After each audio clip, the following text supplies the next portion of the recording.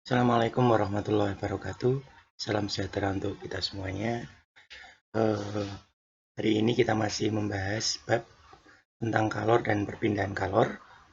Materi yang akan kita pelajari adalah perpindahan kalor. Perpindahan kalor atau rambatan kalor. Materi ini pernah kalian pelajari waktu SMP sebetulnya. Cuma nanti mungkin dalam perhitungan belum pernah dipelajari. Tapi kalau konsepnya, konsep rambatan kalor, pasti kalian sudah pernah belajar, pernah dengar pasti. Oke, kita mulai saja. Dalam perpindahan kalor atau perambatan kalor, ada 3 konsep dalam perambatan kalor. Yang pertama, rambatan kalor itu dilakukan secara konduksi. Rambatan kalor secara konduksi ini biasanya nanti terjadi pada benda padat, bisa logam, bisa kayu. Ciri utama dari rambatan kalor secara konduksi adalah rambatan kalor tanpa disertai oleh perpindahan partikel. Jadi, rambatan kalor dalam konduksi itu tidak disertai oleh perpindahan partikel, tanpa ada perpindahan partikel. Perpindahan partikel. Oke, ini yang pertama, konsep tentang rambatan kalor secara konduksi. Yang kedua, nanti ada rambatan kalor secara konveksi. Dalam konsep rambatan kalor secara konveksi, ini biasanya terjadi pada benda cair dan gas. Bisa air, bisa udara. Jadi kalau udara dan air itu biasanya rambatan kalornya konsepnya adalah rambatan kalor secara konveksi. Ciri utamanya, untuk konveksi, rambatan kalor itu dia nanti diikuti oleh perpindahan partikel. Jadi diikuti oleh perpindahan partikel. Diikuti perpindahan partikel. Oke, ini yang kedua. Yang ketiga, konsep rambatan kalor secara radiasi.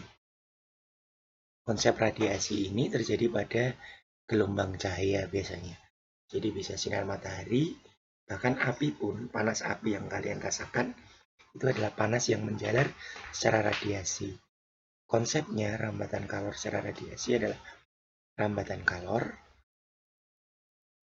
tanpa zat perantara, tanpa adanya zat perantara. Tapi Anda bisa merasakan panasnya tanpa ada zat perantara.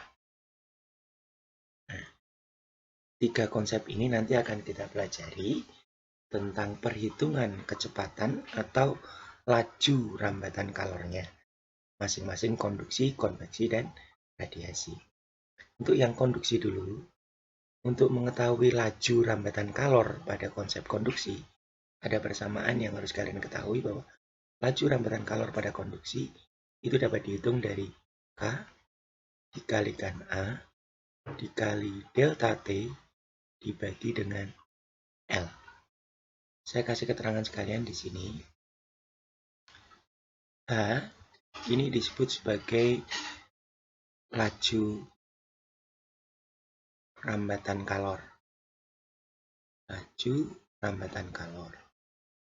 Atau kadang-kadang boleh juga disebut sebagai laju energi, juga boleh. Laju energi. Atau kadang-kadang disebut juga sebagai daya. Satuan dari H ini adalah Joule per sekon. Kalau dalam konsep dimensi, Joule per sekon itu bisa juga disebut sebagai daya atau watt. Itu laju rambatan kalor. Kemudian yang kedua ada K. K di sini adalah koefisien konduksi. Koefisien konduksi. Ini adalah nilai unik dari setiap benda. Misalkan antara logam aluminium dengan logam besi. Ini akan mempunyai koefisien konduksi yang berbeda. Koefisien konduksi ini akan mempunyai satuan Joule per sekon meter Kelvin. Ini satuan koefisien konduksi. Yang ketiga, di situ ada A. A itu adalah luas penampang benda, satuannya meter persegi. Kemudian delta T. Delta T ini adalah selisih suhu. Selisih suhu apa Pak? Selisih suhu antara suhu yang tinggi dengan suhu yang rendah. Anda bisa menggunakan derajat Celcius boleh, bisa menggunakan Kelvin boleh. Contohnya seperti apa toh Pak? Delta T itu. Misalkan begini, saya punya logam. Kemudian ini ujung A, kemudian ini ujung B. Ujung B saya panasi dengan api. Ini pura-puranya api ya Mas, Mbak. Otomatis nanti secara logika, suhu di A, TA, dengan suhu di B, akan terjadi bahwa TA itu lebih kecil daripada TB. Nah, delta T itu adalah selisih antara TB dengan TA. TB dikurangi dengan TA. Itu delta T. Kemudian yang terakhir L. L itu adalah panjang. Panjang berarti nanti kalian bisa pakai satuan meter. Itu konsep yang konduksi. Bagaimana konsep yang konveksi? Konsep yang konveksi Anda tinggal pakai H. Itu sama dengan H kali A kali delta T. Tanpa adanya L. H itu apa? H itu adalah koefisien konveksi. Satuan dari koefisien konveksi adalah Joule per sekon meter pangkat 2 Kelvin. Ini satuannya. Ini juga nilai unik. Cuman ini nilai unik untuk zat berupa gas dan zat cair. Antara raksa dengan minyak, koefisien konveksinya berbeda. Ukuran perambatan kalornya akan berbeda. Itu yang tentang konsep konveksi. Yang terakhir adalah konsep tentang radiasi. Laju kalor, laju perambatan kalor pada konsep radiasi, H itu sama dengan E dikalikan T, T pangkat 4 kalikan dengan A. Oke, E itu apa Pak? E itu adalah emisivitas benda. Emisivitas benda.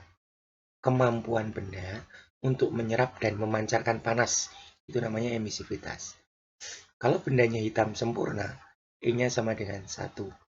Ini disebut sebagai benda hitam sempurna. Oh, bisa sih. Tulisannya jelek. Saya hapus dulu ya. Nah, hapus dulu. Oke. Ya, kita lanjutkan. Konsep hitam, benda hitam sempurna. Tanpa satuan emisivitas. Kemudian yang kedua, Tau. Tau itu adalah konstanta Stefan Boltzmann. Nilainya 5,67 kali 10 pangkat minus 8. Ini sudah tetapan. T, karena dia memakai huruf besar suhunya, maka ini disebut sebagai suhu mutlak. Satuannya harus selalu dalam satuan Kelvin. Oke. Nah, H ini, kalau kalian lihat, H ini punya satuan Joule per sekon. Dari ketiga konsep itu, H ini merupakan hasil bagi antara laju energi panas Q dibagi dengan T. T di sini adalah T waktu. Waktu ini panas, energi panas. Satuannya bisa Joule, bisa kalori. Tapi kalau dalam SI memang satuannya harus Joule. Kemudian waktunya nanti satuannya dalam sekon. Ini yang harus kalian ingat. Ya, masih ingat kan kalau misalkan Bapak nanti kalau panasnya dalam satuan kalori, saya harus ngubah ke Joule. Iya, 1 kalori masih ingat berapa Joule?